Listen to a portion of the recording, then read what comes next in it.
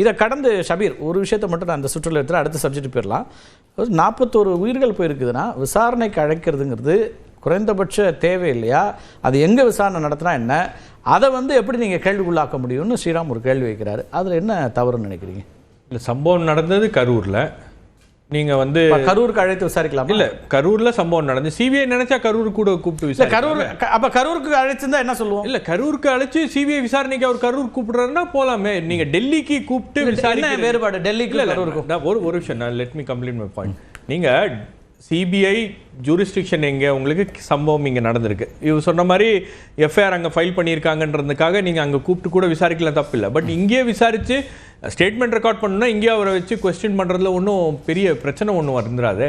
டெல்லிக்கு அழைத்து அவரை விசாரிக்கிறது ஒரு பாயிண்ட்டை அவங்க ஏதோ ஒரு பொலிட்டிக்கலாக ப்ரெஷர் பண்ணுறாங்களா அல்லது எங்களால் இதெல்லாம் பண்ண முடியும் அப்படின்ற ஒரு பாயிண்ட்டை எனக்கு புரிஞ்சுக்கதான் விரும்புறேன். ஒரு சென்னைக்கும் டெல்லிக்கும் என்ன வேறுபாடு? இப்ப சென்னையிலே 2 நாள் முழுக்க விசாரிக்கிறாங்கன்னு வச்சுக்கோமே ஒரு பேச்சுக்கு, அல்லது 3 நாட்கள். ஏன்னா ஏற்கனவே திரு ஆனந்த் உள்ளிட்டவர்களுக்கெல்லாம் அவரே சொல்ற மாதிரி இதுல ஒன்றும் பெரிய விசாரணைகள் இருக்காது. கேள்விகள் இருக்கும், பதில் இருக்கும், டைப் பண்ணணும், டைப் பண்ணது சரியா இருக்கா படிச்சு பாருங்கம்பாங்க, திருப்பி போகும், அதுக்கப்புறம் மதிய உணவு இடைவேளை வரும், அதுக்கு பிறகு இப்படி தொடர்ச்சியாக இருக்கும். அப்ப இது ஒரு 3 நாட்கள் கூட போகலாம். இப்போ அப்படி போனாலும் அது எப்படி பொருந்து பார்க்கப்படும்? அப்போ விசாரணை இங்கே நடந்து விசாரணையை அவர் தவிர்க்க முடியாது. அது என்ன வேறுபாடுன்னு நீங்க நினைக்கிறீங்க? இப்போ டெல்லிக்கும் சென்னைக்கும் என்ன வேறுபாடு? விசாரணை என்பது தவிர்க்கப்பட முடியாது. நீங்க விசாரணை பண்ணாம விஜயை விசாரிக்காம நீங்க கேஸ் அடுத்த கட்டத்துக்கு நகராது. நீங்க அதுல வேற எந்த ப்ரொசீஜரையும் நீங்க இது பண்ண முடியாது. கோர்ட்ல இன்ஃபேக்ட் ட்ரையல் போச்சுன்னா கூட அந்த கேஸ் நிக்காது. நீங்க விஜய்கிட்ட விசாரிச்சிங்களா அப்படின்னும் போது இதெல்லாம் சட்ட சிக்கல்கள் வரும். ஒரே ஒரு விஷயம், அதாவது டெல்லி சுப்ரீம் கோர்ட் சிபிஐ விசாரணை வரும்பொழுது அவங்க கரூர்ல ஃபைல் பண்ண எஃப்ஐஆர் தான் டிரான்ஸ்ஃபர் பண்ண சொன்னாங்க.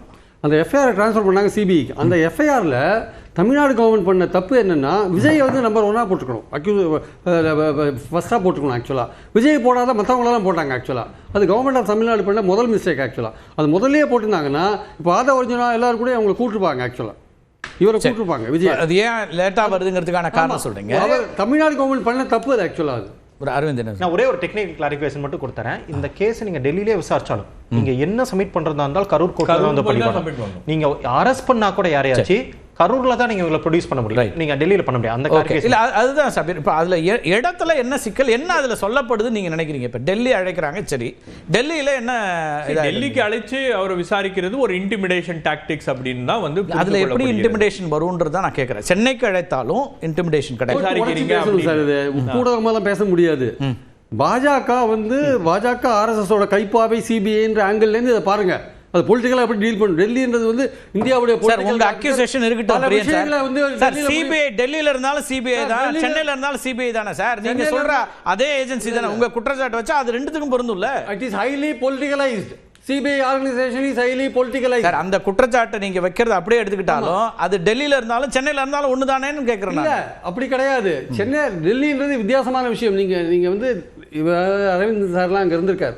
அங்க விசாரிக்கிற விஷயங்களே வேற, அவங்க பாக்குற கண்ணோட்டமே வேற இருக்கும், இங்க பாக்குற கண்ணோட்டமே வேற இருக்கும். சிபிஐ டெல்லியில போய் அதிகாரிகள் அதே அதிகாரி தான் சார் இருப்பாங்க. சென்னை அலுவலகத்துக்காக வேற அதிகாரிகளும் டெல்லி விசாரணைக்காக வேற அதிகாரிகள் இருக்க போறது இல்ல. இந்த வழக்கை விசாரிக்கக்கூடிய அதிகாரிகள் தானே அரவிந்த் இருக்க போறாங்க, வேற புது அதிகாரிகள் இருப்பாங்க. டெல்லியில போய் விசாரிக்கிறதுக்கு there is a difference sir. சரி, தமிழ்ல நான் புரிஞ்சுக்க தான் கேக்குறேன். எனக்கு அது எனக்கு எந்த கேள்வி இல்ல. ஸ்ரீராம் சொல்லக்கூடிய அடிப்படை காரணம் லாஜிக்கலா நீங்க அதெல்லாம் தப்பு எல்லாம் கேட்கலாம். ஆனா அதுக்கு பின்னாடி பூடகமான பல விஷயங்கள் இருக்குன்றத மக்கள் புரிஞ்சுப்பாங்க. சென்னையில விசாரிச்சா சென்னையில விசாரணை முடிஞ்சு விஜய் மீண்டும் அவர் வீட்டுக்கு வந்துருவாரு, வேற யாரும் போய் பார்க்க முடியாது. டெல்லியிலனா ஏதாச்சும் ஒரு இடத்துல தங்கி இருக்கணும், பார்க்கறதுக்கான மற்ற ஆட்கள் போய் பார்ப்பதற்கான அல்லது பொலிட்டிக்கல் மெசேஜிங்கோ அல்ல பொலிட்டிக்கல் மெசேஞ்சர் போய் பார்ப்பதற்கான வாய்ப்பும் இருக்கு. ஒருவேளை பண்றதுக்கு அது ஒரு காரணமா கூட இருக்கலாம்ல. அதுதான் அந்த பொலிட்டிக்கல் மெசேஞ்சர் சென்னையில கூட யாராவது அனுப்பிச்சு பார்க்கலாம் இல்ல, யாருக்கு தெரிய போகுது? நம்ம இங்க உட்கார்ந்துருக்கோம், யாராவது உட்கார்ந்து யார் அந்த பொலிட்டிக்கல் மெசேஞ்சர் நமக்கு தெரியுமா என்ன? இன்னைக்கு விஜய் வீட்டுல போய் உட்கார்ந்து பேசலாமே, ஒரு பொலிட்டிக்கல் மெசேஞ்சர் டெல்லியில இருந்து யாருக்கு தெரிய போகுது?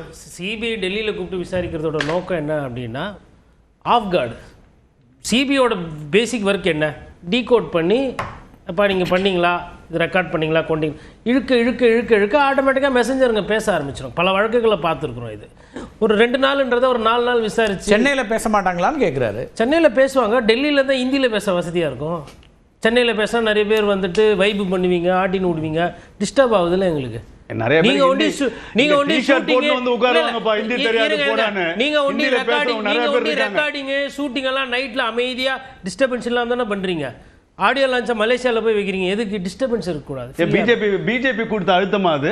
பிஜேபி மலேசியாக்கு போய் வச்சது இல்ல, நான் புதுசா சொல்றேன். சொன்னாலும் சொல்லுவீங்க, அதனால கேக்குறேன். சிபிஐ காங்கிரஸ் காலத்திலே அப்படிதான் விசாரிச்சது, பிஜேபி காலத்திலே அப்படிதான் விசாரிக்குது.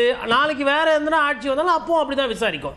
சிபிஐக்கு சட்டத்துல இடம் இருக்கா? இல்ல, அரவிந்த் சொல்ற ஒரு கருத்தை அவர் உடைச்சு சொல்லுங்கனாரு. அரவிந்த் அதை உடைச்சு சொல்லிருக்காரு நினைக்கிறேன். அதான் காரணமா சபீர்? இருக்கலாம் சார், இதெல்லாம் இருக்கலாம், இல்ல இருக்கும்.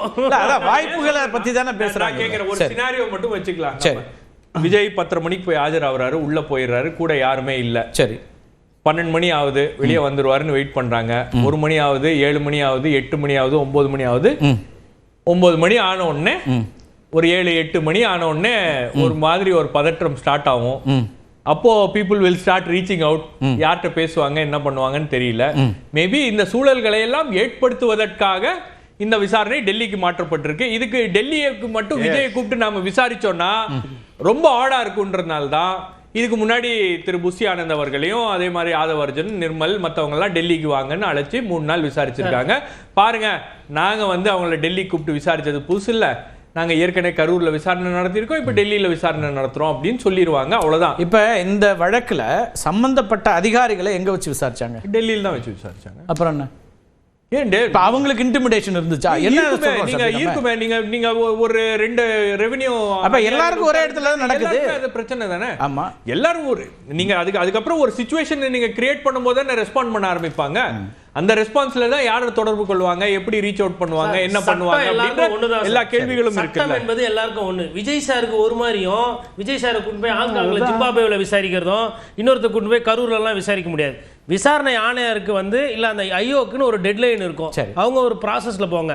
புதுசா இன்னைக்கு ஏன் ராகுல் காந்தி அவர்களை டெல்லியில வச்சு விசாரிக்கலையா? எல்லாரையும் விசாரிச்சிருக்காங்களா? ஏமன் சோரனை விசாரிக்கலையா? ஏமன் சோரன் அவர் ஊர் ஜார்க்கண்ட், எதுக்கு டெல்லி கூப்பிட்டு விசாரிக்கிறாங்க? ஏதோ புதுசா விஜய் சாருக்கு தான் பண்றாங்கன்னு இல்லை. விஜயும் சட்டத்துக்கு முன்னாடி சாமானியன். நம்ம பார்க்கும்போது ஸ்டார்டம் 200 கோடி ரூபாய் ஹீரோ அதெல்லாம் வேற. ஸ்ரீராம் சொன்ன ஒரு விஷயம் ரொம்ப நார்மலான விஷயம், 41 பேர் செத்துருக்காங்க. அது யதார்த்தமான கேள்வி, உயிர் போயிருக்கு. இதுல நம்ம அந்த சென்சிட்டிவிட்டியை மறந்துட்டு விஜய் அங்கே கூப்பிட்டாங்க, விஜய் இங்கே கூப்பிட்டாங்க, விஜய் சார் பாவம் ஆனால் நல்லா இருக்கீங்களாண்ணா, அதுக்கெல்லாம் இங்கே எமோஷன்ஸுக்கு அவர் ஆடியோ லான்ச்சுக்கே மலேசியா வரலாம் போகிறாரு. ஒரு விசாரணைக்கு 41 பேர் சொந்த கட்சிக்காரர்கள் இறந்துருக்கிறதுக்கு டெல்லி போக மாட்டாரா?